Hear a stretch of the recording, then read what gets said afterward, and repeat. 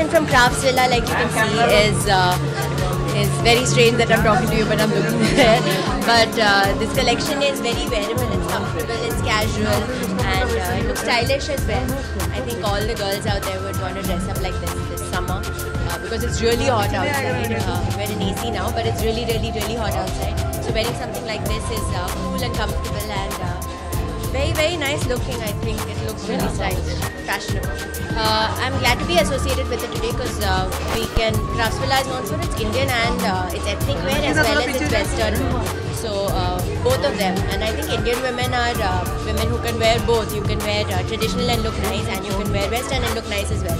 I think we're the few women in the world who can pull off both looks really nicely. So I'm glad to be associated with a brand that does both. So yes, this is kind of Indo-Western, what I'm wearing right now. It's not extremely traditional, so it has like influences of both. Yeah, oh my god, he's the best talker, I always tell him. Best talker, but I don't know, it depends what you're going for, and usually the character that I'm playing in a movie, that somehow becomes your personal style for that amount of time.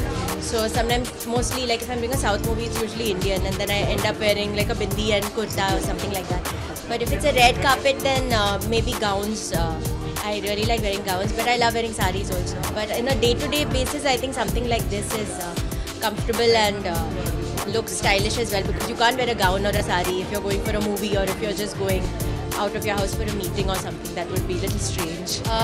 Tips, yeah, I think you can choose comfortable fabrics, natural fabrics like cotton, and avoid wearing synthetic stuff because you burst out into rashes maybe. And just keep cool, and like I said, on usual daily basis you can't be wearing very elaborate things nowadays, and people like wearing casual stuff, and casual stuff that's trendy and comfortable. If you can do that and be ethnic as well, there's nothing like this. Wait.